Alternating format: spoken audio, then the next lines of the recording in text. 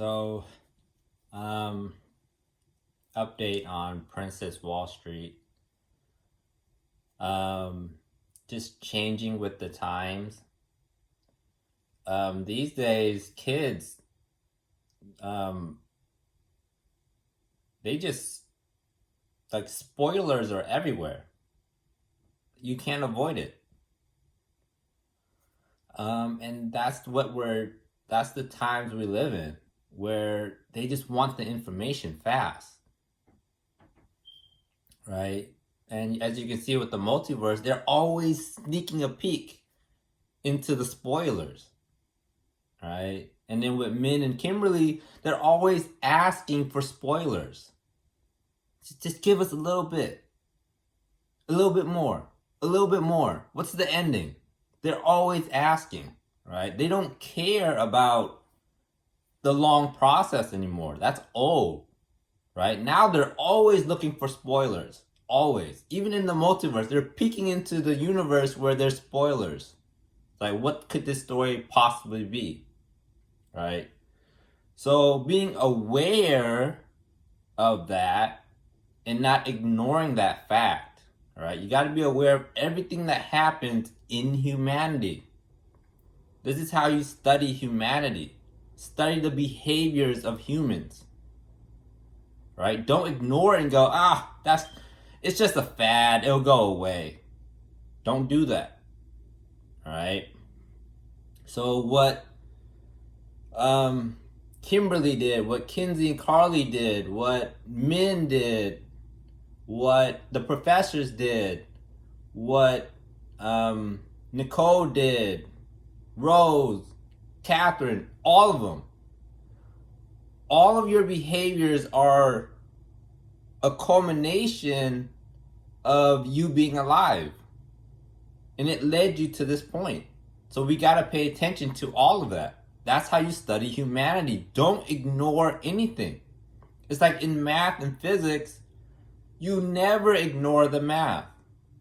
Same thing for humanity studies. You never ignore facts. You never ignore it. All right? It's like, oh, that happened. Why? This happened. Why? They're asking for spoilers. Why? Why? That's not an accident. All right?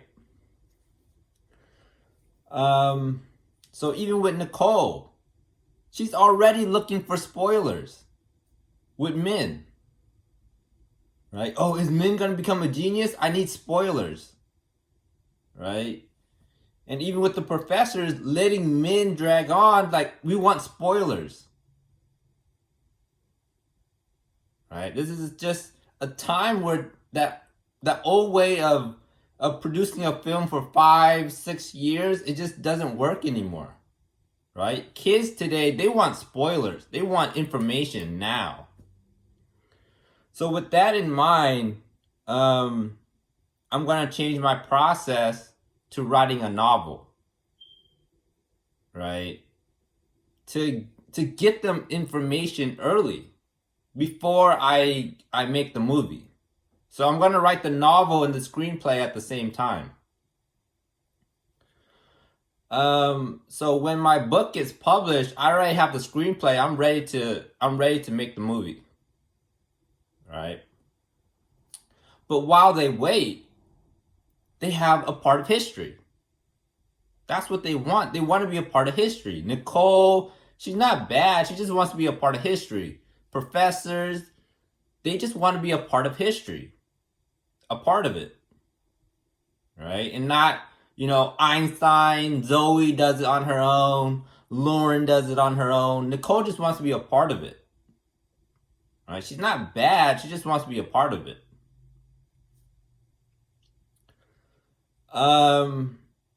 So giving them the book, the novel, they get to be a part of it. It's like a comic book for them.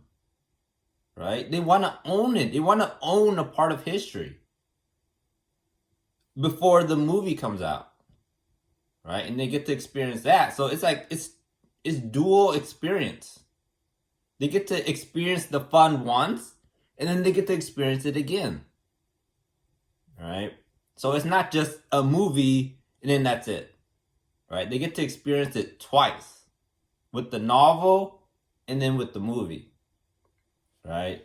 So that's that's just the generation we live in now, where they want a continuation of that experience. Like, one movie is just not good enough. One historical moment is not good enough, right? They want to relive it over and over. So that's why I decided to write the novel first. I'm gonna write the script too, but I'm gonna write the novel and the script at the same time. Of course, the novel first, um, and then work on the script. But publish the book, the novel, and then have the screenplay ready to work on the movie.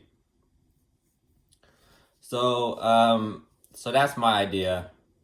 So I'll be working on the novel, and that's kind of what I wanted to do in the beginning.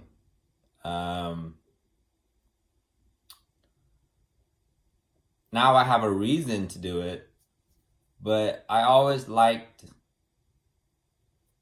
when your imagination kind of takes you to,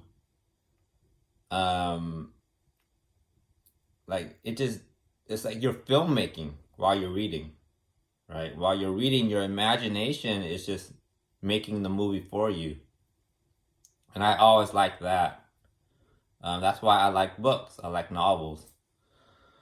So that's what I'm gonna do.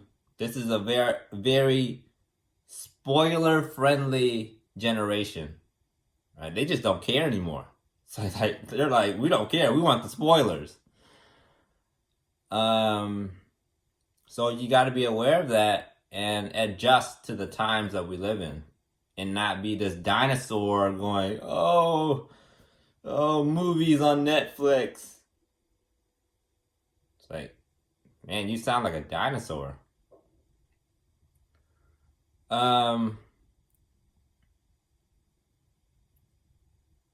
Or I don't film movies on digital. What?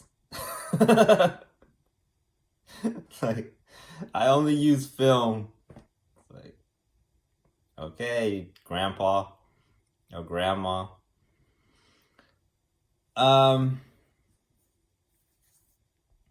Yeah, you sound like dinosaurs. Cause you just don't study humanities, and you don't study trends. Right? That's a part of Wall Street, is they look for the trends. So in order to be good at Wall Street and business in general, right? You don't want to be this dinosaur in Hollywood and trends are just going like this. And then you just don't get it. Right? And then you end up just quitting Hollywood. You don't want that. Right? You're talented, you need to follow the trends to keep up. All right? So by studying humanities, you look at the trends, and then you can keep up, right? So you can keep up in Hollywood, and so you're not always making these old films that doesn't resonate at all with youths. It doesn't resonate because it's old. It's old concepts, it's old story making, it's old, everything is old. Because you don't keep up with the trends, right? And that's what Wall Street's all about. They look at the trends. In order for your business to blossom, you have to be aware of trends. All right? You will sink if you're not aware of the trends. You will sink. I promise you. That's a business promise.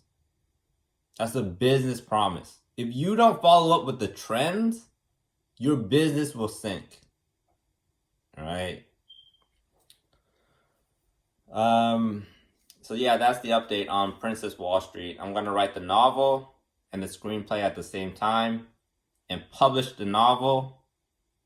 So all of you will have a piece of history, and then you get to relive that history when the film comes out. So that's my plan.